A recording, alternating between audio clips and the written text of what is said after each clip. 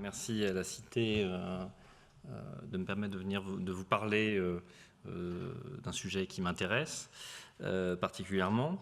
Je vais commencer en fait avec le titre de cette communication que en la préparant, j'ai un peu regretté ce titre parce que tout d'un coup, je me suis demandé si vraiment j'allais parler de controverses à propos de l'ornement. Dans le sens où aujourd'hui, il ne me semble pas que l'ornement soit un sujet de controverse. En tout cas, au présent, c'est un sujet d'intérêt pour les architectes et pour un public plus large. La preuve, le cours public de cette année, mais pas véritablement un sujet de controverse au sens où une sorte d'acceptation assez général de l'ornement, où j'ai l'impression que la plupart des gens trouvent ça bien, la plupart des architectes en tout cas. Et s'il n'y a pas forcément de débat ou de controverse autour de l'ornement, en tout cas, c'est la signification de l'ornement qui pourrait faire débat, et c'est ce dont on va parler la semaine prochaine. Si on veut parler de controverse et d'ornement, il faut remonter plus en arrière, et il faut effectivement en revenir au mouvement moderne, parce que c'est le mouvement moderne en architecture, qui a fait de l'ornement une chose controversée. Donc dans un premier temps, je vais un peu revenir sur cet épisode avant de venir plus directement au sujet qui m'occupe ici aujourd'hui. Donc je pense qu'il y a peut-être des conférenciers qui en ont parlé lors des cours précédents, d'Adolf Loos, bien sûr, de sa diatribe contre l'ornement, crime et ornement, en 1908. Adolf Loos n'était pas seul dans ce rejet de l'ornement, bien sûr, comme Le Corbusier, comme Mies van der Rohe ou Walter Gropius. Beaucoup d'architectes modernes ont associé l'ornement à quelque chose qu'il ne fallait pas faire, qu'il ne fallait pas utiliser. Ils ont prôné la suppression de l'ornement, en tout cas au sens où on l'entendait traditionnellement en architecture avant le mouvement moderne, principalement au XIXe siècle. Donc l'architecture moderne, pour dire les choses très simplement, en général, ce sont des structures sans ornement appliqué. On peut même dire que l'absence d'ornement, c'est l'une des choses à laquelle on reconnaît l'architecture moderne. L'architecture moderne, c'est souvent des bâtiments blancs et lisses. Alors bien sûr, je simplifie, je caricature, il y a beaucoup d'exemples d'architecture moderne qui ne le sont pas, mais si on veut dire les choses très simplement, on peut dire que c'est quand même l'une des caractéristiques des bâtiments d'architecture moderne. Alors comment en est-on arrivé, alors que les architectes modernes avaient banni l'ornement, à ce qu'aujourd'hui il soit si présent et si peu controversé finalement? Comment, quand, où et par qui l'ornement a-t-il été réhabilité? Donc c'est ça le sujet de mon intervention aujourd'hui, et c'est des questions auxquelles je vais essayer de m'efforcer de répondre. Alors, 1968, ça peut être une bonne année pour dater le retour de l'ornement, ou pour dater au moins le début du retour de l'ornement. Alors 1968, dans des endroits différents, 1968 peut-être à Vienne, en Autriche, où l'artiste Friedrich Hundertwasser publie un manifeste qu'il intitule « Los von Los », en gros, « En finir avec Los ». Donc c'est un texte dans lequel il revient sur ce bannissement de l'ornement par Los, et dans lequel Hundertwasser dit qu'il veut en finir avec ces boîtes stériles qu'aurait légué Los à l'humanité, et il appelle finalement à peindre sur les murs qu'on habite. Il explique même qu'il refuse désormais d'entrer dans des bâtiments qui soient tout blancs et tout lisses, et donc parce qu'il considère en fait qu'il y a là quelque chose, une sorte d'inhumanité qu'il faudrait combattre, et donc toute son œuvre qui va suivre, on connaît ces différentes maisons, vont être placées sous le signe d'un retour de l'ornement. Alors 1968 à Vienne, mais 1968 bien sûr à Paris, d'où cette image, partie du campus moderniste de Nanterre. La révolte des étudiants prend entre autres comme slogan qu'il est interdit d'interdire, et qu'il est interdit d'interdire d'écrire sur les murs, notamment. Donc cette idée de signifier par le graphisme, par l'image, est tout à fait présente dans cette question. Et puis 1968, peut-être à Philadelphie, Vous voyez ici un graffiti sur un bâtiment de Philadelphie. Dans ce bâtiment, il y a une jeune agence d'architectes qui s'appelle Venturi & Rauch. Et dans cette jeune agence d'architecture vont germer des idées qui vont probablement être à la source du retour de l'ornement dans les années 70 et dans les années 80 et sur lesquelles je vais particulièrement m'attarder ici. Alors, qui sont les personnages en question? Principalement, ces deux personnages, Robert Venturi et Dennis Scott Brown. Robert Venturi, c'est le jeune architecte prometteur américain de la côte Est de l'époque. C'est celui dont on attend qu'il prenne la relève du mouvement moderne, qu'il soit l'incarnation de cette nouvelle modernité américaine. Et puis, Dennis Scott Brown, elle est sud-africaine d'origine, et c'est une architecte assez engagée politiquement, et tous deux forment à la ville et à la maison un couple qui va défrayer la chronique dans les années 70 et 80, notamment autour de cette question de l'ornement. Alors, Dennis Scott Brown et Robert Venturi font paraître un article en 1900. Alors je vais un petit peu vite. Ils font paraître un article dans la revue The Architectural Forum, qui est la principale revue de promotion de l'architecture moderne aux États-Unis à l'époque. Et cet article va déclencher une violente polémique parce que c'est une charge frontale contre l'architecture moderne. Donc en fait, ce sont un peu des gens dont on ne s'attendait pas à ce qu'ils mettent en cause l'architecture moderne et qu'ils le font. Et ils vont utiliser plusieurs angles d'attaque dans cette charge contre l'architecture moderne. Et l'un de ces angles d'attaque va avoir trait à la question de l'ornement. Alors je vais faire une rapide explication de texte de cet article. Ça peut paraître quelque chose de très particulier, mais c'est un article qui va avoir des conséquences absolument considérables sur la production. Et donc il mérite qu'on s'y attarde quelques instants. Alors, ce qu'ils expliquent, les Venturi, dans ce texte, c'est que, en réaction à l'éclectisme du XIXe siècle, qui voyait se mélanger les styles et les modes d'expression, les architectes modernes ont mené, à partir des années 1920, ont réduit l'architecture à du pur espace. Alors, je vous montre ici une photo du terminal de la TWA de Saarinen, qui est un bon exemple d'architecture moderne, et qui illustre certainement ce pur espace dont veulent parler les Venturi. Alors, ils expliquent qu'en réduisant l'architecture à du pur espace, évidemment, mécaniquement, les architectes modernes ont abandonné la tradition iconographique dans laquelle la peinture, la sculpture et le graphisme étaient associés à l'architecture, et cela depuis très longtemps. Pour eux, il y a une sorte d'appauvrissement pour les Venturi dans son renoncement à une tradition qui était présente depuis l'Antiquité et qui faisait pleinement partie de la production architecturale. Alors, il cite beaucoup d'exemples, mais il donne par exemple, il cite la chapelle de Giotto à Padoue, comme ça, couverte, disent-ils, de tatouages omniprésents, chef-d'œuvre de l'architecture, chef-d'œuvre devenu impossible à réaliser dans le contexte de la modernité, puisqu'on rejette la question de l'ornement. Donc il parle d'un appauvrissement de la culture architecturale à travers le rejet de l'ornement. Et donc, mécaniquement, ils disent, bien sûr, on ne peut pas peindre sur un Miss, on ne peut pas peindre sur un bâtiment de Miss, c'est du pur espace, c'est des purs éléments architectoniques, et cette dimension picturale, en fait, n'est pas imaginable. Et on voit bien ici, dans cette image du pavillon de Barcelone, de Mies van der Rohe, de 1929, qu'on a d'un côté l'architecture et de l'autre côté l'art, la sculpture, que les choses sont bien séparées et qu'il n'y a pas de fusion des différents arts. Donc la séparation entre architecture et autres formes d'art est très importante dans la doxa moderniste. Alors avec ironie, Robert Venturi et Dennis Scott Brown font remarquer que le seul signe que l'on trouve souvent dans les bâtiments modernistes, c'est le signe « Ladies » écrit sur les toilettes des bâtiments modernes. C'est le seul endroit où on peut trouver une inscription, quelque chose d'écrit sur l'architecture moderne. Alors réduit à du pur espace, les architectures ne renvoient à rien d'autre qu'elles-mêmes.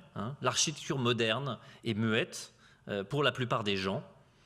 Et l'architecture moderne devient de l'art pour l'art, qui ne parle qu'à un petit cercle d'amateurs, de gens qui comprennent de quoi il s'agit. Alors, je vous montre ici une photo d'un bâtiment qui se trouve dans le même numéro de la revue où les Venturi font paraître ce fameux article, quelques pages plus tôt. C'est un projet de logement à Miami, en Floride, célébré à l'époque. Et donc, on peut imaginer que quand ils parlent d'une architecture moderne muette, ils font référence à ce type de bâtiment courant dans les années 60. Alors, dans leur article, les Venturi opposent le mutisme de l'architecture moderne à la volubilité de l'architecture commerciale américaine, laquelle s'exprime évidemment au mieux à Las Vegas. Alors, qu'ont vu les Venturi à Las Vegas dans les années 60 qui les ont galvanisés pour s'attaquer à l'architecture moderne?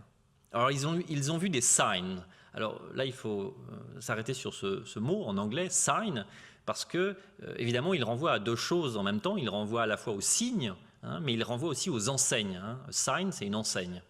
Et donc, constamment, dans leur texte, ils parlent de sign, donc ils parlent des deux choses à la fois. Donc, ils ont vu des enseignes, des signes dans la ville. Ils ont vu une architecture entièrement consacrée à la communication, au fait de transmettre des messages à des touristes de passage, à des automobilistes, à des visiteurs de Las Vegas. Ils ont vu une architecture qu'ils appellent antispatiale, parce qu'il n'y a pas d'espace défini, il n'y a que des signes dans Las Vegas.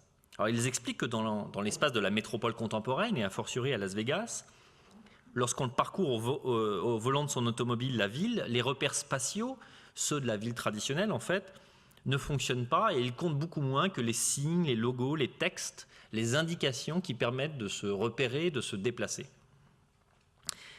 Il faut remarquer que cette caractéristique, elle est aussi présente dans les gares, dans les aéroports, dans les centres commerciaux, où c'est souvent grâce aux signes et non pas grâce aux espaces, grâce aux configurations spatiales, qu'on arrive à s'orienter. Donc le pur espace que les modernes ont sanctuarisé, ont glorifié, finalement, serait inopérant dans la métropole contemporaine. C'est ça qu'ils croient voir à Las Vegas. Donc à Las Vegas, les signes sont plus importants que l'espace. Une photographie prise par Denis Scott Brown du casino Stardust en 1967. Et je cite directement les Venturi dans leur article, ils disent « L'enseigne devant est une extravagance vulgaire, le bâtiment à l'arrière est une modeste nécessité ». Donc ils remettent un peu les choses à leur place. Ce qui compte vraiment, ce sont les signs. Et le pamphlet, parce qu'il s'agit de ça, des Venturi, finalement, appelle à vivre avec son temps, celui de la société de consommation et de l'information, dans lequel, finalement, l'économie des signes serait plus importante que celle des espaces. Donc il propose un passage de valeur dans l'architecture, de la question spatiale, si centrale pour les modernes, à la question plus sémiologique des signes, qui va devenir, selon eux, centrale dans la société qui s'annonce. Alors c'est dans ce contexte, à la fin des années 60, aux États-Unis, que l'on peut comprendre la question du retour de l'ornement. Donc l'ornement pour les Venturi, pour être bien précis, ce sont les signes et les symboles graphiques, picturaux, qui couvrent la surface des bâtiments qui peuplent le paysage suburbain. C'est bien ça qu'ils appellent, eux, ornement. C'est important de le préciser parce qu'il y a autant de définitions d'ornement que d'époque, que de contexte. Et dans leur cas, on parle bien de ces choses-là. Alors techniquement, l'électricité et l'électronique ont en plus ouvert de nouvelles perspectives à l'art d'orner les bâtiments. Les signes ne sont plus forcément immobiles, ne sont plus forcément des choses que l'on voit de jour, mais peuvent s'illuminer la nuit, voilà, dans le désert du Nevada, changer, miroiter dans une sorte de spectacle absolument féerique. Et évidemment, dans l'obscurité et dans la nuit, les bâtiments et les espaces disparaissent complètement et il ne reste plus que les néons et les signes qui flottent dans une sorte d'espace complètement... dans une absence d'espace, les signes flottent. Alors les Venturi, en fait, invitent les architectes à s'inspirer de l'architecture commerciale, de sa vitalité et de son efficacité. Efficacité dans sa capacité à parler au public. Ce qui les frappe finalement, c'est l'incroyable succès de Las Vegas, l'incroyable capacité qu'ont les visiteurs à se déplacer, à s'orienter, à se glisser dans cette ville.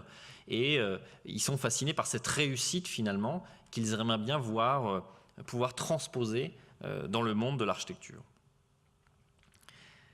Alors, il faut quand même noter que les deux, Robert Venturi et Denis Scott Brown, s'intéressent à la surface des bâtiments, à leur façade, à ce qu'ils donnent à voir dans l'espace public, à leur présence dans l'espace public, beaucoup plus qu'à l'intérieur des bâtiments.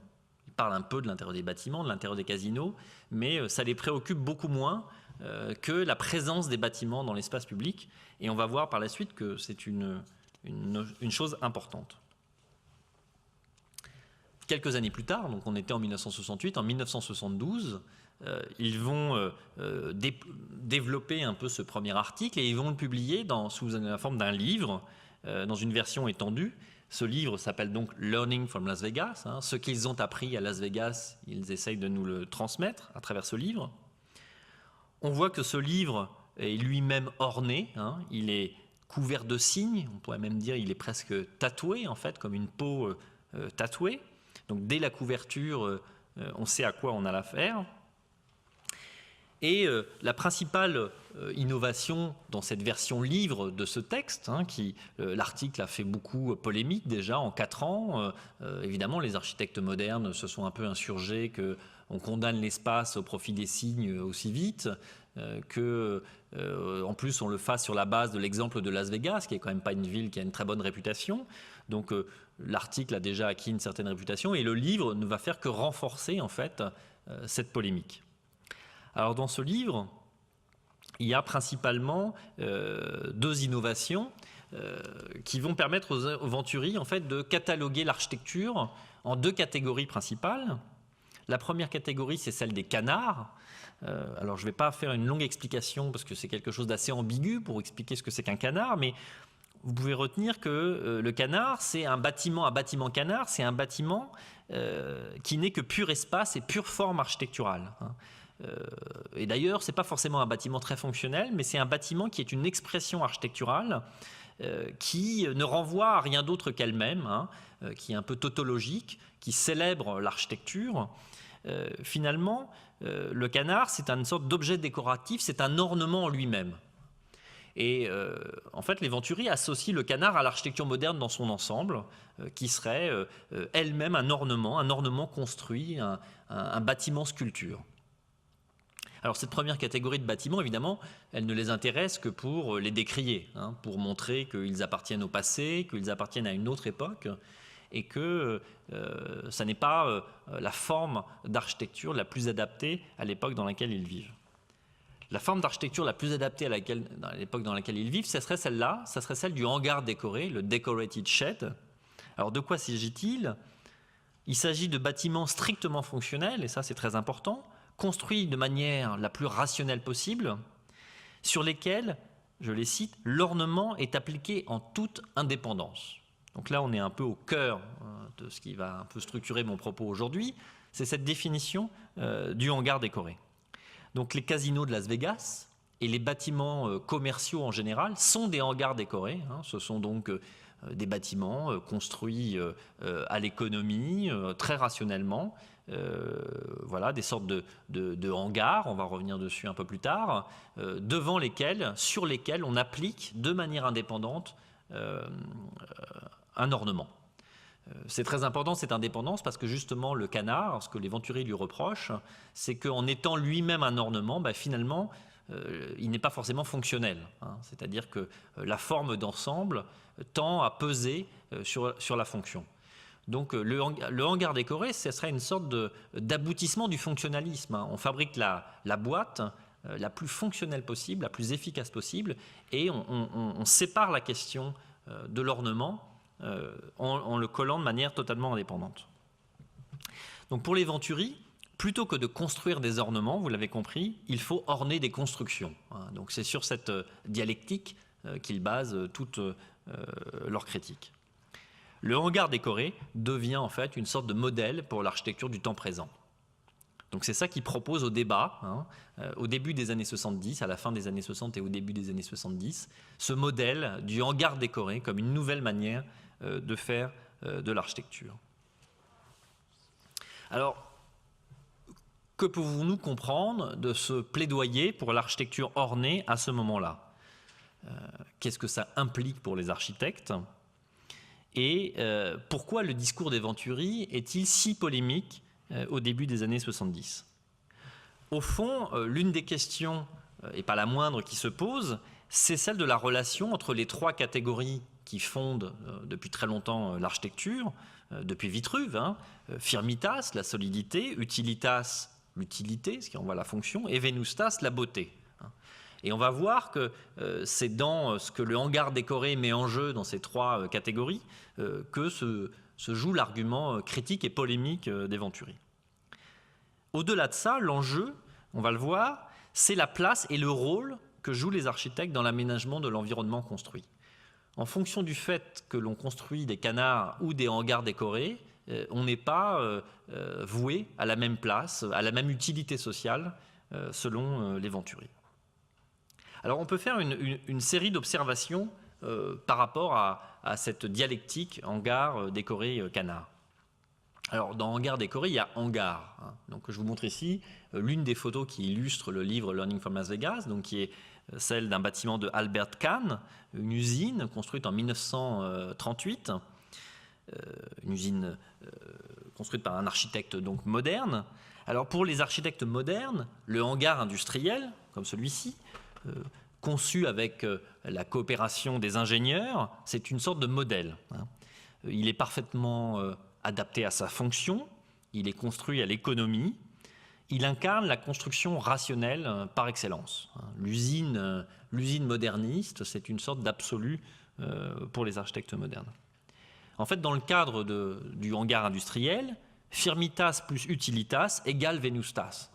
Si la fonction est belle en elle-même, il n'y a rien besoin de rajouter, pourvu que le hangar soit bien construit et qu'il soit parfaitement fonctionnel.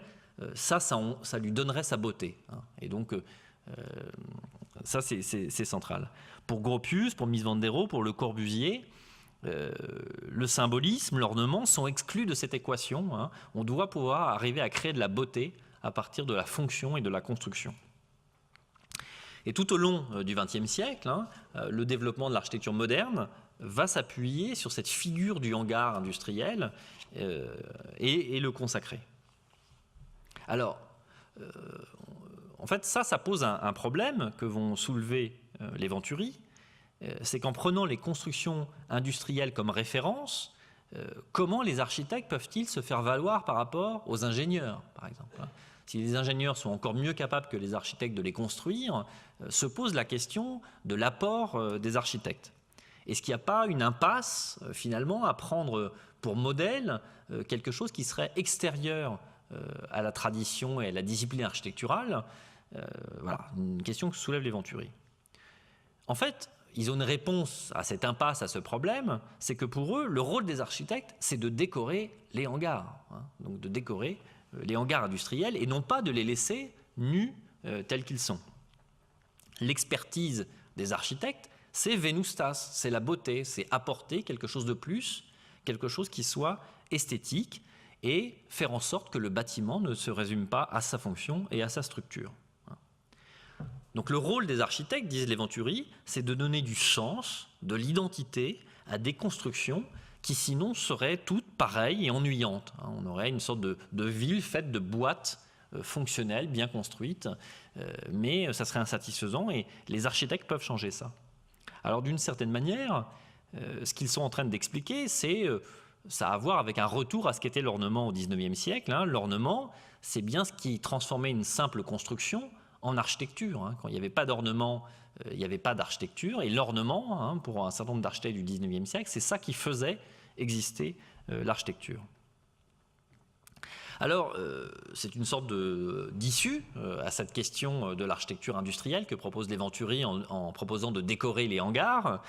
En même temps, le rôle qu'ils accordent aux architectes, il est quand même singulièrement réduit, puisqu'il se résume un peu au packaging de ces constructions industrielles. Donc, il y a là quelque chose de polémique, c'est-à-dire qu'il y a à la fois une issue, mais l'issue apparaît, aussitôt qu'on l'a montrée, très réductrice, et peu reluisante pour les architectes. Donc ça sera un première raison pour eux d'être contestés. Alors, seconde observation que l'on peut faire, donc je vous mets ici une image d'un bâtiment orné, alors modestement orné, mais orné, de Otto Wagner à Vienne. La différence, il existe une différence essentielle entre l'ornement dont les Venturi sont en train de faire le plaidoyer et l'ornement prémoderne qui existait au XVIIe, XVIIIe et XIXe siècle. L'ornement d'avant la modernité, il était réservé aux édifices prestigieux. C'était un moyen de manifester la puissance et la richesse des commanditaires. Il n'était absolument pas question, par exemple, d'orner des constructions ordinaires et utilitaires. Je cite John Ruskin qui disait « You must not mix ornament with business ». Donc on ne met pas de l'ornement là où il s'agit des bases affaires du monde, on met de l'ornement sur des bâtiments importants, sur des bâtiments exceptionnels et non pas sur les bâtiments du quotidien. Et c'est précisément la démocratisation de l'ornement qu'a apporté la révolution industrielle qui a posé un problème aux intellectuels, aux hommes de l'art, à la fin du XIXe siècle et au début du XXe siècle. C'est le goût de la bourgeoisie et du bas peuple pour l'ornement qui l'a discrédité en étendant son règne à l'ensemble des constructions et à l'ensemble des objets. Finalement, l'ornement est moins condamné à la fin du XIXe siècle en lui-même que condamné parce qu'il s'étend partout, parce qu'il gagne à peu près tous les domaines de la vie et de l'environnement. L'avant-garde moderne, elle s'est construite ainsi contre le goût kitsch et contre l'ornement, dans une sorte de posture un peu aristocratique, disons que voilà, l'ornement devrait être réservé à des choses dignes d'être ornées et non pas être étendues à l'ensemble des constructions. Alors donc il y a une sorte de, chez Lawes par exemple, il y a quand même une sorte de posture un peu de classe, de domination, un préjugé de classe dans ce rejet de l'ornement. Quand on relit son texte Ornement et crime, on comprend que ce qu'il reproche vraiment à l'ornement, c'est voilà, de devenir quelque chose, il mentionne les prisonniers, les hommes tatoués, etc. C'est parce que ça s'est étendu à l'ensemble des classes populaires. Alors évidemment, par rapport à cette question d'un ornement réservé aux édifices prestigieux et qui serait la chose des puissants et des riches, quand les Venturi font valoir l'ornement à travers Las Vegas, ils prennent le contre-pied complet, puisqu'en fait, ils adoptent une posture ouvertement populiste qui fait de l'architecture la plus vulgaire, la plus commune, la plus ordinaire, une sorte de modèle pour l'architecture savante. Pour les Venturi, l'ornement, en fait, est plus accessible au grand public que la grammaire spatiale. C'est plus facile pour le public populaire de comprendre les choses à travers la question de l'ornement et de la figuration qu'à travers ces choses abstraites que sont les compositions spatiales, les organisations spatiales. Et donc il y a fondamentalement dans le texte des Venturi une sorte de plaidoyer pour une manière de parler aux gens avec un langage qu'ils entendraient mieux que celui des architectes et donc qui serait celui de l'ornement. Et par là, les Venturi suggèrent d'abandonner la posture d'avant-garde et de s'intéresser voilà, au paysage commercial et populaire de l'Amérique des années 60. Donc là aussi, un second point très polémique, c'est-à-dire passer d'une posture d'avant-garde à une posture populiste. Alors, en parlant de l'architecture en termes de hangar décoré, les Venturi ouvrent une perspective, ils redonnent un rôle possible aux architectes, s'occuper des constructions ordinaires, les décorer, les orner, mais en même temps ils font un sombre présage, c'est que ce rôle se réduit à des choses plus viles, à s'intéresser à des choses moins glorieuses que les architectes s'intéressaient avant. Donc là aussi une sorte d'ambiguïté, un espoir et une sorte de condamnation dans leur discours de ce que serait la place des architectes. Donc le plaidoyer pour l'ornement, qui est au cœur de Learning from Las Vegas, est en fait autant libérateur qu'anxiogène pour les architectes et pour cela il fera débat tout au long des années 70.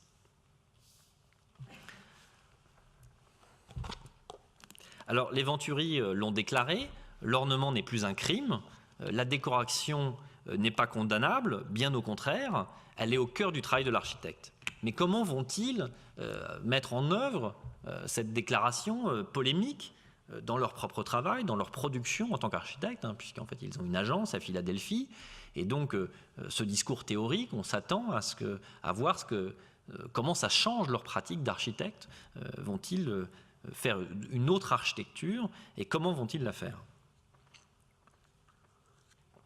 Alors, je vais vous montrer quelques exemples de hangars décorés conçus par Robert Venturi et Dennis Cockburn dans les années 70. Et puis après, on va voir si c'est une solution, si ça répond aux interrogations qu'ils ont soulevées. Alors, l'un des premiers projets de hangars décorés des Venturi, c'est un concours qui ne sera pas gagné et construit pour le National Football Hall of Fame, donc une sorte d'endroit où on expose des trophées de football américain, donc un petit musée sur un campus universitaire, un projet de 1967. Et vous voyez comment ce projet est constitué. En fait, il y a une sorte de petit bâtiment là qu'on voit sur l'image du bas. En fait, dans ce bâtiment, il y a la fonction principale, on expose les trophées, etc. Et devant ce bâtiment, face à l'immense parking qui est devant, une sorte d'énorme écran. Et sur cet écran, 200 000 ampoules qui sont contrôlées par un ordinateur et qui permettent d'afficher des résultats de matchs de football et un certain nombre d'informations liées au football. Donc on comprend bien l'analogie avec ce qu'ils ont vu à Las Vegas. Là, il y a une sorte de gigantesque enseigne, et cette enseigne, en fait, elle est porteuse de signes, de messages pour le public. Donc ça, c'est le premier decorated shed, hangar décoré, que les Venturi proposent. Mais bon, celui-là, ils ne le construisent pas, donc ça reste dans les cartons. Le premier hangar décoré construit par les Venturi, c'est celui-là. Donc c'est un magasin, c'est une sorte d'entrepôt pour la société Best, qui est une société de vente sur catalogue. Et c'est un bâtiment donc dans une banlieue américaine typique. Vous imaginez le magasin comme ça sur son parking au milieu d'une banlieue américaine. Et le bâtiment d'ailleurs existe en fait, et les Venturi reçoivent la commission de le transformer et ils l'emballent, ils lui créent une sorte de pot extérieur. Alors ils font ça avec des panneaux de porcelaine émaillée, et on voit, ils fabriquent une sorte de papier peint qui va emballer tout le bâtiment, qui va lui donner une sorte d'identité très forte. Alors la légende dit que le papier peint, c'est le motif qui est dans la chambre à coucher de Robert Venturi et de Dennis Cockburn. Donc ça, je ne sais pas si c'est vrai. Mais en tout cas, une sorte de motif à fleurs totalement inattendu pour un banal bâtiment de banlieue américaine.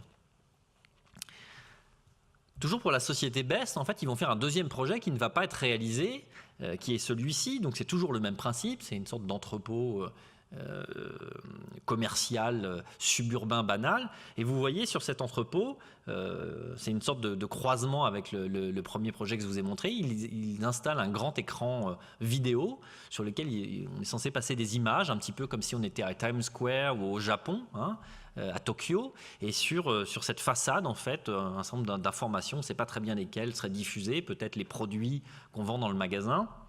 Et en tout cas, vous voyez à nouveau un peu la définition, l'enseigne c'est ce qui compte, et derrière le bâtiment est une sorte de modeste nécessité, et l'enseigne est mise en avant. Alors il y a aussi là l'idée bien sûr que du coup l'ornement est en mouvement, puisqu'il est vidéo, donc il y a même cette dimension du mouvement qui est intégrée. Un autre projet réalisé, toujours un bâtiment commercial pour une autre société qui s'appelle Basco. Alors là, ce qui est intéressant aussi, c'est le degré de l'intervention des deux architectes. Ils font repeindre le bâtiment en bleu, tout simplement. Ils conservent l'entrepôt existant, ils le font repeindre en bleu, et ils font construire ces 5 lettres gigantesques qui forment ensemble l'enseigne qui, vue de très loin dans la banlieue américaine, indique que se trouve ici le magasin Basco.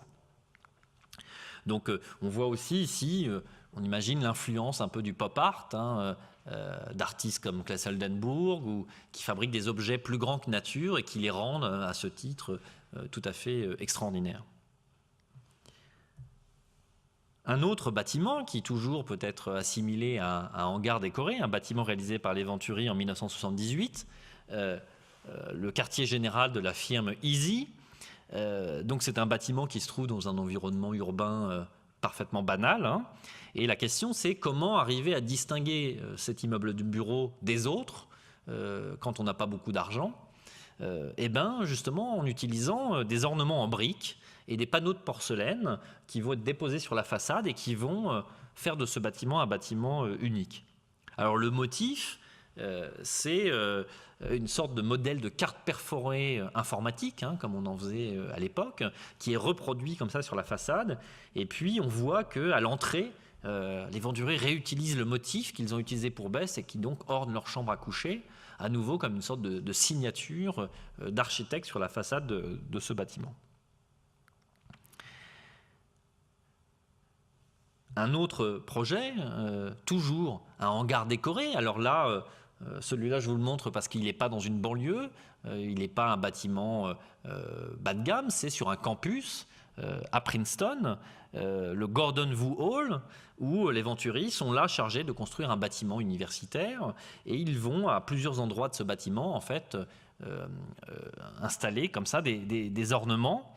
Ils vont essayer de créer une sorte de dialogue avec l'architecture néo-gothique du campus, mais ils vont le faire à leur façon, non pas en reproduisant une architecture néo-gothique, mais en fabriquant cette espèce de chose assez étrange, intermédiaire, qui reprend des motifs de la Renaissance, mais qui les traite complètement à plat, là aussi un petit peu comme des choses un peu pop art. Donc quelque chose de très ambigu et de très curieux, et en tout cas voilà, une sorte d'ornement extrêmement plat comme ça sur le bâtiment. Un dernier projet des Venturi de 1983, donc là je vous ai montré des projets qu'ils vont réaliser en gros pendant la dizaine d'années qui suit leur déclaration sur le hangar décoré, et qui sont une sorte d'illustration un peu générale de la manière dont ils entendent qu'on puisse construire des hangars décorés, donc une nouvelle manière de faire de l'architecture. Donc ce sont un laboratoire, les laboratoires Lewis-Thomas, et donc on voit qu'il y a un travail de composition des percements, d'agencement des briques, de différentes textures, donc un véritable travail ornemental qui prend plusieurs aspects sur cette façade. Et c'est très important de mentionner que ce projet, les architectes ne sont pas responsables de la construction du bâtiment, ils sont responsables de la construction de la façade du bâtiment. Donc il y a une autre firme architecturale qui va construire le laboratoire, et puis les Venturi interviennent et ils dessinent cette façade et ils en assurent la construction et l'aménagement des abords immédiatement. Donc ça aussi, c'est quelque chose qui commence à être étrange dans le type de commande qu'on passe aux architectes, et en tout cas auxquelles ils répondent. Alors, à travers plusieurs choses, on peut dire plusieurs choses en regardant ces différents projets que je viens de vous montrer. L'une des premières choses, c'est que les Venturi renoncent à la rhétorique de la vérité ou de l'authenticité. Il est évidemment plus question de tenir une sorte de discours moral sur ce qu'on voit, c'est ce qui est, qu'il y aurait une sorte de manière d'expliciter ce que serait l'architecture directement. On voit bien ici sur cette photo qu'on ne sait pas ce qu'il y a derrière cette façade qu'ils ont conçue. D'ailleurs, c'est d'autres architectes qui l'ont conçue. Il n'y a pas du tout de volonté d'une démonstration de vérité. Les Venturi assument pleinement que l'apparence n'est pas la substance. Là où les architectes modernes condamnaient l'ornement appliqué au nom de l'incohérence entre le contenant et le contenu, eh bien en fait les Venturi, eux, ils assument pleinement l'éventuelle contradiction. Le contenant pourrait ne pas du tout avoir avec le contenu, et pour eux ça ne pose pas de problème. Donc ce qu'ils veulent dire, c'est que la façade a son autonomie en tant qu'objet, et elle fait l'objet d'un projet en elle-même. C'est ce que je disais précédemment, et éventuellement l'architecte ne pourrait faire le projet que de la façade. Donc c'est une idée très étrange, et en tout cas on le comprend très hétérodoxe pour un architecte moderne.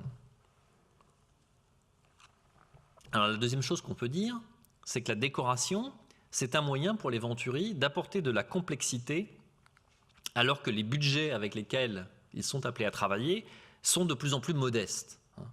Ils sont tout à fait lucides par rapport au fait qu'ils travaillent dans un monde et dans un univers où on met de moins en moins d'argent dans l'architecture. Et pour eux, en fait, l'ornement, ça n'est plus du tout un luxe comme au XIXe siècle. C'est ce que je disais tout à l'heure. Au XIXe siècle, l'ornement, c'est ce qu'on rajoute en plus, c'est la richesse qu'on met en plus, c'est l'embellissement pour montrer qu'on est riche et puissant. Donc c'est bien un signe de richesse et de luxe. Non, l'ornement ici, c'est une sorte d'ersatz qui est le contraire, qui se substitue aux matériaux nobles que l'on ne peut plus s'offrir. Donc il y a une sorte d'inversement de la fonction de l'ornement. Il est le signe finalement de la pauvreté, bien sûr que l'on masque par le recours au graphisme de la façade, à des artifices. Alors on ne peut pas dissocier cet aspect du fait que l'artisanat a quasiment disparu aux États-Unis, et donc sachant qu'il n'y a pas d'artisanat pour réaliser des véritables ornements tridimensionnels, on va avoir recours à des choses industrielles beaucoup plus graphiques dans un cas comme celui-là. Donc l'ornement, pour les Venturi, il est graphique, bidimensionnel, il est antitectonique. Il n'a pas d'épaisseur. Son épaisseur est la plus fine possible et la moins chère possible, bien sûr. Il y a le moins de matière possible dans cet ornement. Donc pour les Venturi, vous le comprenez, c'est sur la façade que l'architecte doit faire porter ses efforts. Dans le hangar décoré, le décor est beaucoup plus important que le hangar sur lequel en fait l'architecte de toute façon a de moins en moins prise. La question du programme et de la construction, les Venturi semblent un peu en faire leur deuil et semblent comprendre que s'il y a un endroit où ils peuvent peser, en fait c'est sur le design de la façade. L'enjeu pour eux, c'est donc le rôle que les bâtiments jouent dans l'espace public dans une société démocratique. C'est-à-dire que l'architecte se trouve investi de cette fonction de travailler à cette interface fine, ténue, mais qui est celle justement du rapport entre les visiteurs, les passants et les bâtiments. Ils imaginent en fait l'architecture comme un média de masse au même titre que la télévision. Alors ça c'est une idée assez étrange, mais si on pense à Ginza à Tokyo, à Times Square, oui, les bâtiments sont des médias au même titre que les journaux, et les Venturi font un peu fantasmer cette idée pour dire que les façades des bâtiments doivent être considérées comme des médias. En tout cas, c'est la communication qui prime, et la communication passe par l'iconographie, par le symbolisme. Ce sont les moyens que l'architecte a à sa disposition pour communiquer avec le public. Alors, pour autant, les Venturi n'utilisent pas un langage commercial directement compréhensible par le plus grand nombre. Ils n'utilisent pas le langage des supermarchés ou le langage proprement parlé de Las Vegas. En fait, ils interprètent ce langage, ils le croisent avec la culture savante dont ils sont les dépositaires. En fait, ils ne peuvent pas s'empêcher d'être sophistiqués là où ils revendiquent que l'on soit ordinaire, sinon vulgaire. Ils n'arrivent pas à aller complètement contre leur nature. Ce sont des architectes parfaitement cultivés, très savants. Et donc, c'est un peu ce qu'on voit aussi dans cette image, c'est qu'on commence déjà à être assez loin de l'ornement de Las Vegas, de sa brutalité, de son brutalisme, pour être déjà dans quelque chose d'assez sophistiqué. Donc le populisme des Venturi, en fait, peut assez vite tourner aussi à une forme d'élitisme retrouvé à travers l'ornement. Alors, en théorie comme en pratique, est-ce que les Venturi ont ouvert véritablement, avec cette histoire de hangar décoré, une nouvelle manière de faire de l'architecture dans les années 70 et les années 80 ? Alors un certain nombre d'architectes vont se mettre à leur suite, et parfois même avant eux. Peut-être des gens faisaient-ils des hangars décorés sans le savoir avant, mais en tout cas, à partir de la déclaration des Venturi, ils vont pouvoir nommer ce qu'ils faisaient, c'est-à-dire des hangars décorés. Et je vais vous donner quelques exemples maintenant d'autres travaux par d'autres architectes. Alors je voudrais vous parler d'abord du travail d'un groupe d'architectes new-yorkais, en l'occurrence non pas d'architectes, d'artistes et d'architectes, qui s'appelle SITE. SITE, ça veut dire Sculpture in the Environment. Donc c'est un groupe tout à fait particulier, tout à fait hybride, tout à fait singulier dans le paysage de l'architecture américaine de l'époque.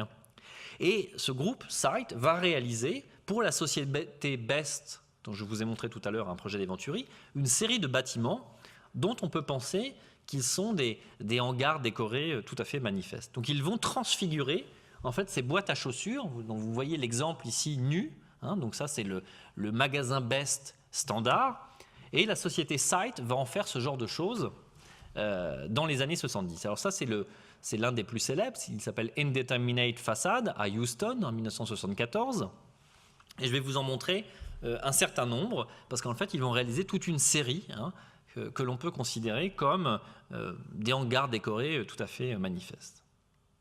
Alors, on peut se demander le rôle que joue l'ornement dans les bâtiments de SITE. Donc, vous voyez ici le deuxième, Peeling Facade, Peeling Showroom, donc de 1972. Alors le rôle que joue l'ornement ici, il n'est pas un rôle de communication publicitaire. La façade ne vante pas la qualité de ce que propose la société Best. La façade, elle est même un peu énigmatique.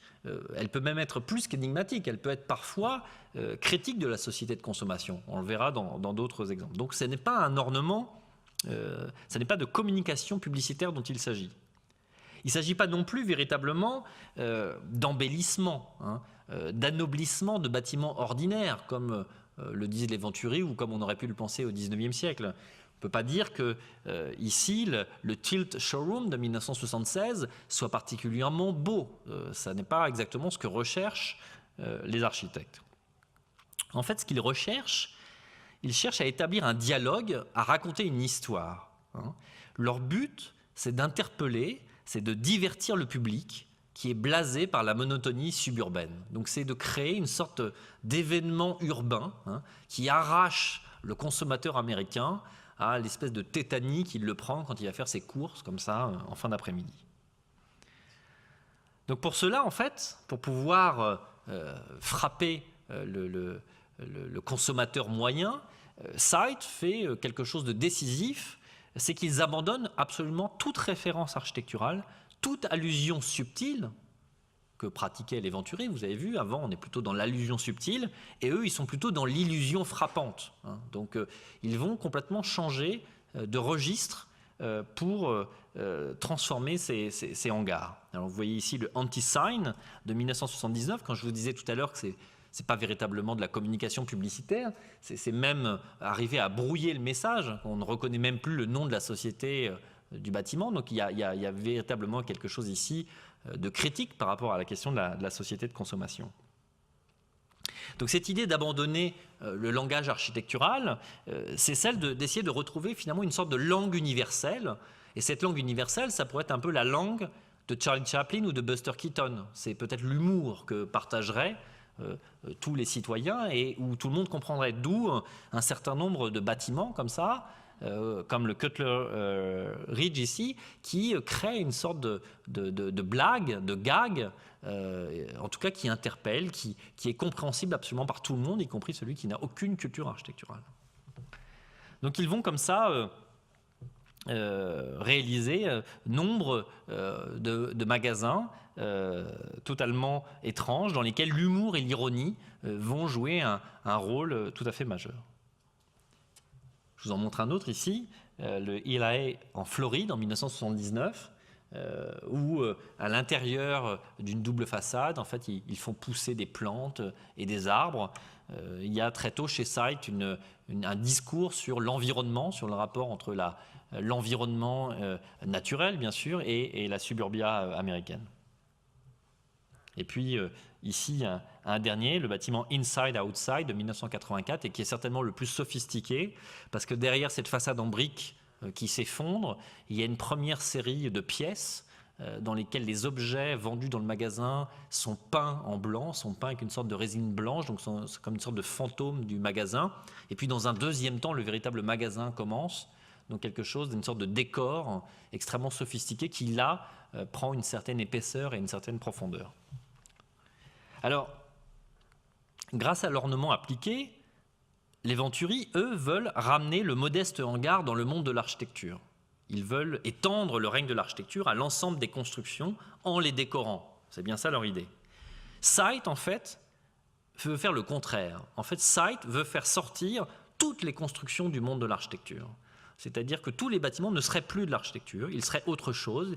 Ils seraient une forme d'art public, une sorte d'art relationnel qui ne devrait plus rien à l'architecture. Donc tout en étant basé sur le même modèle qui est celui du hangar décoré, il y a deux projets intellectuels complètement différents chez Sight et chez les Venturi. D'un côté, il y a des architectes finalement qui luttent pour exister, dans un monde qui semble vouloir se passer d'eux. Donc ils disent nous voulons revenir dans la banlieue, nous voulons reconstruire des bâtiments. La preuve, nous pouvons décorer, nous pouvons rendre beaux les hangars faits par les ingénieurs. Donc ça, c'est les Venturi.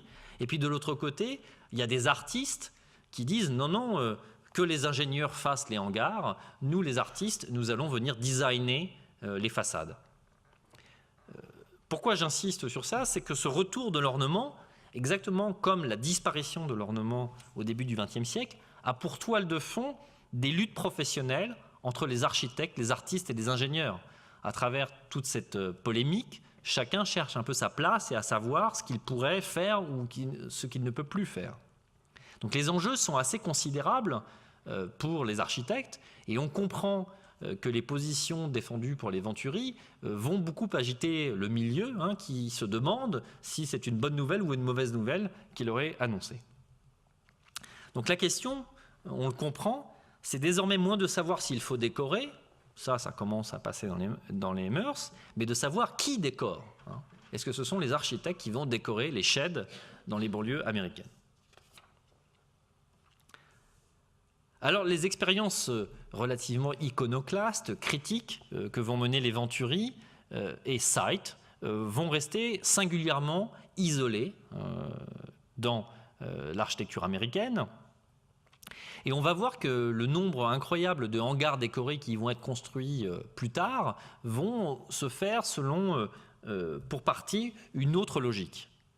Alors je vous montre ici la couverture d'un livre paru en 1982 qui s'appelle Ornementalism et donc qui va célébrer ce que va être le triomphe finalement du modèle du hangar décoré dans les années 80, mais avec des ambitions totalement différentes, à la fois de celles des Venturi et de celles de Site. Donc je vais vous montrer des bâtiments de trois architectes qui ont eu des carrières beaucoup plus considérables à la fois que les Venturi et Site, qui sont restés des gens avec des agences relativement modestes. Là, je vais vous parler de gens qui véritablement vont construire des centaines et des centaines de bâtiments et vont devenir des figures de proue de l'architecture américaine dans les années 80. Alors le premier, c'est Bob Stern, Robert Stern. Alors, c'est un fervent supporter des idées des Venturi. Il adhère très très tôt aux thèses du hangar décoré. Et dès le milieu des années 1970, il va multiplier les projets de luxueuses villas, de résidences privées, dans lesquelles il va faire un usage abondant de l'ornement. Et en ce sens, il va rompre avec la figure de la villa blanche et moderniste pour introduire auprès de ses richissimes clients une autre possibilité qui serait celle d'une villa ornée. Alors Stern va réhabiliter les ornements du passé, vous voyez ici les moulures, les corniches, sans forcément les réinterpréter.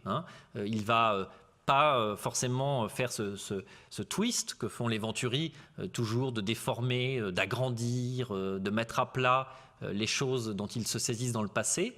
Non, Bob Stern va être un véritable historiciste qui va emprunter des motifs au passé et qui va les plaquer, toujours indépendamment, sur de l'architecture moderne. En cela, il fait véritablement des hangars décorés. Donc par rapport aux Venturi, on pourrait dire qu'il fait un pas en avant ou trois pas en arrière. Il est soit beaucoup plus contemporain, soit d'une certaine manière un peu régressif et nostalgique. En 1983, il va réaliser son premier grand projet, le Point West Place, et on voit qu'à peu de frais, il va donner à ce banal immeuble de bureaux de banlieue américaine une identité très très forte. Donc le Point West Place, c'est véritablement la rencontre sur un parking du hangar décoré et de l'historicisme, qui se croisent là et qui fusionnent dans ce qui pourrait être un symbole de l'architecture américaine des années 80. Donc voilà pour le premier personnage. Deuxième personnage considérable.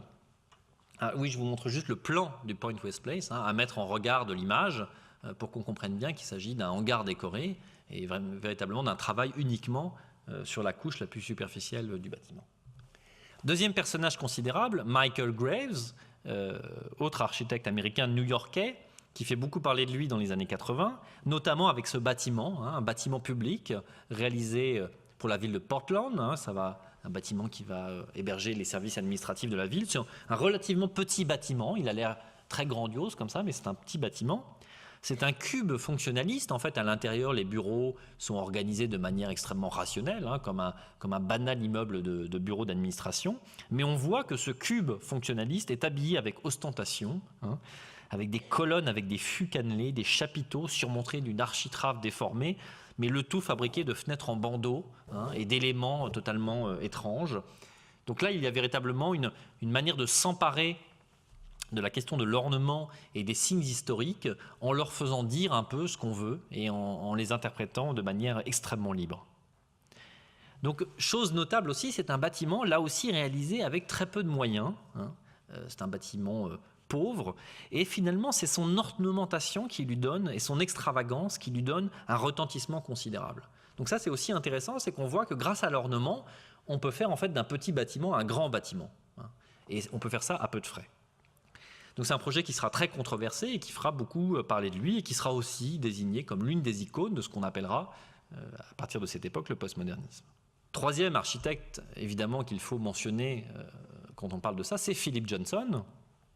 Donc Philip Johnson, vous le savez, il a été le co-auteur du Seagram Building réalisé avec Mies van der Rohe dans les années 50, un bâtiment qui est une sorte de quintessence de l'architecture moderne. Au passage, dont les Venturi diront qu'il était très orné en fait, mais ça c'est une interprétation sur laquelle je ne vais pas revenir. Mais Philip Johnson, donc, qui réalise un bâtiment moderniste en 1950, réalise cet autre gratte-ciel à Manhattan, qui sera terminé en 1984 pour la société AT&T. On le voit, c'est un gratte-ciel couronné d'un fronton néoclassique brisé. Et avec ce bâtiment, on comprend que l'ornement n'a plus seulement le droit de citer dans les banlieues perdues de l'Amérique profonde, mais au cœur de Manhattan vient triompher au milieu des années 80. Alors, je le précise, ce gratte-ciel est évidemment un gratte-ciel moderniste. À l'intérieur, son organisation, sa construction, rien n'a changé par rapport aux boîtes modernistes des années précédentes. C'est bien la pellicule extérieure, c'est bien le revêtement de façade et le couronnement qui en font quelque chose de différent. L'ornement est bien appliqué indépendamment. Il s'agit bien d'un decorated shed, au sens où les Venturi l'ont décrit, un hangar décoré. Donc c'est un bâtiment qui est symbolique à plus d'un titre. Il est symbolique de la fin, c'est une sorte de proclamation à la face du monde de la fin de l'interdit moderne de l'ornementation. Et il est symbolique de l'architecture postmoderne. Il sera utilisé souvent pour dire l'architecture postmoderne, c'est ça. Alors au milieu des années 80, la figure du hangar décoré, on le voit, s'est imposée dans l'architecture américaine. Sur nombre de bâtiments, on trouve une ornementation appliquée indépendamment de la structure et du programme. On voit cependant que le type d'ornement a changé. Il a changé par rapport à la première période dont j'ai parlé avant, les périodes des Venturi et de Site. Il n'est plus maintenant question d'un ornement d'origine commerciale ou populaire, comme à Las Vegas, ni d'un ornement ironique ou subtilement décalé, comme celui des Venturi ou de Site. Mais maintenant, on a affaire à un ornement qui prétend renvoyer directement à la tradition architecturale. C'est ce qu'on voit en tout cas avec le bâtiment de Philip Johnson. Alors, un ornement qui renvoie à la tradition architecturale, mais qui en même temps, aucune règle ne s'applique. Le critique Charles James parle, en parlant du bâtiment de Johnson ou par exemple des bâtiments de Bob Stern ou de Michael Graves, d'un classicisme freestyle, qui ne suit pas de règles, une sorte de classicisme qui est utilisé avec la plus grande liberté. Les motifs sont choisis de manière parfaitement arbitraire. La signification des ornements historiques est totalement ignorée et ils sont utilisés de manière opportuniste. La fabrication à l'échelle industrielle de ces ornements, évidemment, pose le problème de leur qualité. Ce sont des ornements qui peuvent imiter les ornements du passé, mais ils ne sont pas du tout réalisés comme les ornements du passé, qui étaient, eux, réalisés de manière artisanale. Donc en ce sens, on ne peut absolument pas parler d'un retour à l'ornement tel qu'il existait au XIXe siècle, et il faut bien parler d'un ornement d'un type totalement nouveau, même si visuellement il peut parfois sembler entretenir quelques parentés. Alors comment comprendre le succès de l'ornement postmoderne dans les années 1980 ? Alors d'abord, il séduit les architectes parce qu'il remet leur discipline à l'honneur. On n'est plus en train de parler de hangars ordinaires et banals dans les banlieues, mais bien de véritable architecture au cœur des villes qui se manifeste en tant que telle. il s'inscrit, cet ornement là, il inscrit l'architecture, au moins en apparence, il inscrit les réalisations contemporaines dans la glorieuse histoire de l'architecture. Il semble mettre ce bâtiment-là à la suite des bâtiments finalement qui s'étaient précédés avant l'époque moderne. Donc on peut comprendre que les architectes trouvent là quelque chose de séduisant dans ce retour, qui n'en est pas un, à l'ornement. Mais, et c'est peut-être le plus important, l'ornement nouvelle façon séduit les investisseurs et les commanditaires, les clients des architectes en fait. Il leur permet à ces clients d'assurer à faible coût la diversification des produits immobiliers, par ailleurs parfaitement standardisés. C'est ce à quoi je faisais allusion en parlant de ce gratte-ciel, qui est un gratte-ciel tout à fait banal.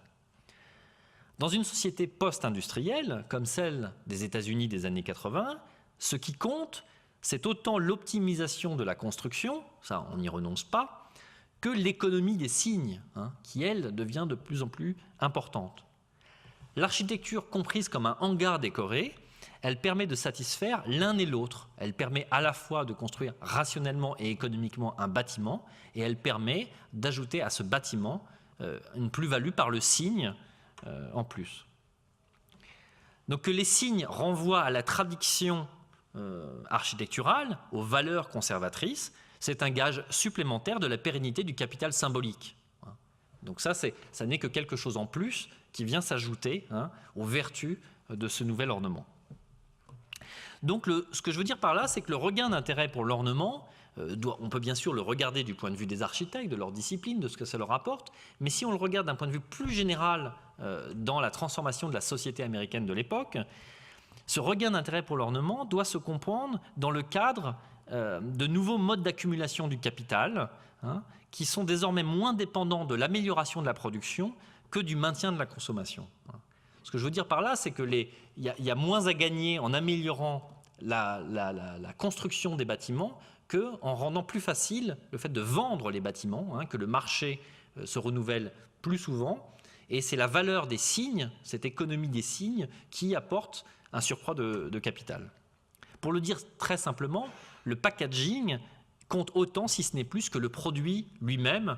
Et ça, un certain nombre d'architectes l'ont bien compris, et tous les clients l'ont bien compris à l'époque. D'où le fait qu'ils se retrouvent sur cette question. Alors de la même manière en fait que j'élargis un peu l'interprétation de ce retour de l'ornement à des conditions socio-économiques plus générales, on pourrait faire la même chose rétrospectivement à propos de la disparition de l'ornement dans les années 20, et beaucoup de gens l'ont fait.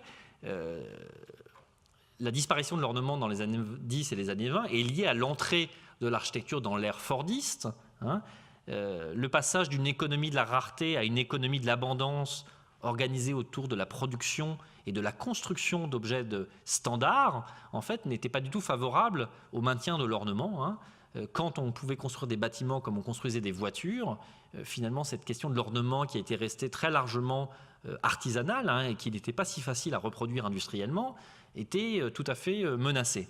Donc on peut aussi comprendre toute la question de la disparition de l'ornement au-delà de la sphère culturelle et de ce que pouvait en dire Adolf Loos, comme aussi un bouleversement de la structure économique de l'époque.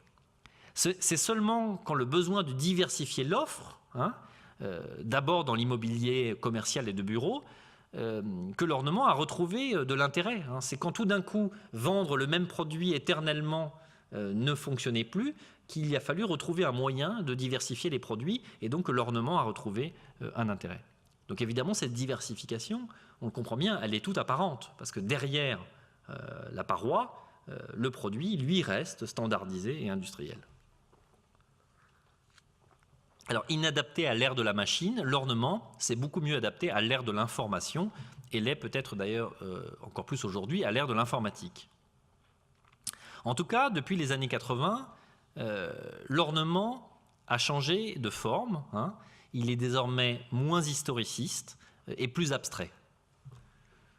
Donc comment expliquer cette dernière évolution On a un premier âge du retour de l'ornement avec les Venturi et Side dans les années 70, où on est peut-être à une sorte d'invention d'une forme d'art public ou d'une transformation fondamentale de l'architecture. Une deuxième phase dans les années 80, où finalement il y a une sorte d'opportunisme qui font que ce sont les clients et les architectes qui ensemble mettent l'ornement au service d'une nouvelle forme de capitalisme finalement. Et puis on serait peut-être, question qui reste évidemment ouverte, aujourd'hui dans une troisième phase. Voilà. Et donc dans cette troisième phase, l'ornement historiciste semble avoir perdu un peu de son intérêt. Pourquoi ? Il y a peut-être eu d'abord un effet de saturation hein, de tous ces bâtiments historicistes qui se sont succédés. L'architecture muette qu'on avait combattue est devenue bavarde, et peut-être ça a fatigué à la fin des années 80. Et puis, l'autre élément important, c'est peut-être que cet ornement historiciste, il reposait beaucoup sur la tradition, sur la culture occidentale, hein, sur la tradition de l'architecture européenne, et la nouvelle phase de mondialisation appelle peut-être plus de neutralité hein, pour des ornements qui peuvent plaire à des publics plus divers que des publics qui apprécieraient uniquement les codes de l'architecture européenne. Donc voilà, la question de la mondialisation est importante. En tout cas, si la forme de l'ornement change, ce qui aujourd'hui, me semble-t-il, ne change pas beaucoup, c'est l'approche de l'architecture en termes de hangars décorés qui reste, je crois, tout à fait pertinente. Les Venturi, en fait, ont ouvert un façadisme qui semble avoir de beaux jours devant lui. Les architectes sont de plus en plus cantonnés, mais ils l'étaient déjà, on l'a vu dès le début des années 70 aux États-Unis, au design des emballages, hein, quand ils ne sont pas concurrencés sur ce terrain-là, même le design des emballages, par des artistes, par exemple, par des plasticiens ou même par des couturiers. Alors, je vous en donne un exemple, c'est le bâtiment du Harpa Center à Reykjavik, donc un bâtiment récent hein, qui a été terminé en 2011, qui a reçu le prix Misandero de l'architecture européenne en 2013. Et pourquoi je vous montre ce bâtiment? Pas tant qu'il y ait des ornements sur sa façade, mais par le fait qu'il n'y a pas moins de 3 auteurs de ce bâtiment. Henning Larsen, un architecte danois qui a fait le projet du bâtiment dans son ensemble, mais il n'a pas construit le bâtiment, puisque c'est une agence d'architecture islandaise qui a construit le bâtiment. Mais en fait, la façade du bâtiment n'a pas été conçue par Henning Larsen, elle a été conçue par un artiste, Olafur Eliasson. Hein, et donc on a quelqu'un qui est un dessinateur de la façade, qui est un auteur au même titre du bâtiment que l'architecte qui a conçu le reste du bâtiment, qui intervient ici. Donc on est là face à ce que produit le hangar décoré dans cette répartition des rôles hein, entre l'architecte concepteur du bâtiment, l'architecte qui construit le bâtiment et celui qui dessine son décor. Donc en ce sens-là, on voit que le concept, que la notion mise en place par les Venturi est tout à fait opérante. Alors j'en arrive à ma conclusion. Pour aller un peu plus loin, l'un des éléments peut-être des phénomènes les plus marquants de ces dernières décennies, c'est le recours croissant de l'ornement appliqué au domaine de l'habitat collectif, et cela en France comme ailleurs. Alors ici en France, je vous montre une image du monolithe à Lyon Confluence, hein, conçu par les architectes de MVRDV. Alors je précise, hein, ils ont aussi fait la façade, dans ce cas précis, c'est eux qui ont fait l'ensemble du projet. Alors cette question de l'ornement appliqué à l'habitat collectif, en fait, ça nous renvoie évidemment à Loos. Loos pour qui l'immeuble d'habitation, la maison ou l'immeuble d'habitation devait afficher à l'extérieur une neutralité protectrice pour mieux garantir et révéler à l'intérieur toute la richesse de la personnalité de ses occupants. C'est-à-dire que ce qui était important pour Loos, c'est qu'il n'y ait pas d'ornement à l'extérieur, parce que dans la sphère urbaine, dans la vie publique, chacun devait rester neutre pour que finalement les individualités puissent coexister, et que c'est à l'intérieur qu'on pouvait s'exprimer, à l'intérieur qu'on pouvait peindre sur les murs, parce que là on était dans quelque chose de très intime, de très personnel, et on pouvait révéler toute sa personnalité. Donc on voit cette vision qu'avait Loos du logement, et évidemment l'immeuble de logement contemporain, il est tout le contraire de ça en fait. Il est standardisation des prestations et des modes de vie à l'intérieur, tout ça sous l'effet conjugué des normes administratives et des logiques industrielles. Les espaces sont parfaitement standards, qu'on soit ici à Lyon Confluence, à Madrid ou à Amsterdam, on va avoir le même appartement, hein, en général pas très intéressant. Et par contre, à l'extérieur, on est tout en expression débridée, en affirmation hein, d'une identité. La façade sur laquelle se multiplient les ornements, alors le cas du monolithe est particulier parce que sur un même bâtiment se succèdent, je ne sais, j'ai oublié si c'est 4 ou 5, mais 5 ornements différents par tranche régulière du bâtiment. Donc en façade, cette multiplicité des ornements, finalement, elle promet à peu de frais une diversité des lifestyles. C'est-à-dire que l'ornement ici, c'est le lifestyle qu'on choisit. Donc en fonction du fait qu'on est plus ou moins conservateur, plus ou moins jeune, plus ou moins branché, on va pouvoir habiter dans la tranche de bâtiment qui correspond à son lifestyle. Alors, qu'est-ce qu'on peut penser je vous montre ici un zoom sur la façade du monolithe.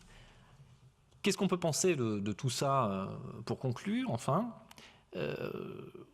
certes, le retour de l'ornement a permis d'en finir avec le mutisme et l'hermétisme et l'élitisme de l'architecture moderne, ça c'est une réalité. La ville contemporaine, elle a certainement gagné en diversité avec ce retour de l'ornement. Mais pour autant, est-ce que cette diversité fait sens Est-ce qu'elle produit un environnement plus riche, plus intéressant dans lequel nous pouvons évoluer? Est-ce que, par-delà ça, les architectes sont parvenus à renouer le dialogue avec le public grâce à l'ornement, comme l'espéraient les Venturi? Ils avaient bien identifié que cette blancheur, que cet aspect lisse de l'architecture moderne, c'est ce qui l'avait coupé finalement du public. Donc est-ce que l'ornement permet aux architectes de renouer ce dialogue ou pas? Est-ce que ce public se reconnaît dans ces ornements? Est-ce que ceux-ci l'aide à se forger une identité collective? Donc ça, c'est beaucoup de questions qui restent ouvertes, auxquelles je n'ai pas du tout de réponse. C'est des questions, je pense, qui sont matière à débat qui n'a peut-être pas assez lieu, et j'espère que, notamment la semaine prochaine, avec Irénée Scalbert et André Bidault, on pourra parler de ça, c'est-à-dire en regardant à la fois dans 3 villes européennes, à Paris, à Zurich et à Londres, de la production contemporaine. On pourra se demander si ces ornements font sens et s'ils aident, s'ils nous aident, nous en tout cas, à forger une identité. Je vous remercie.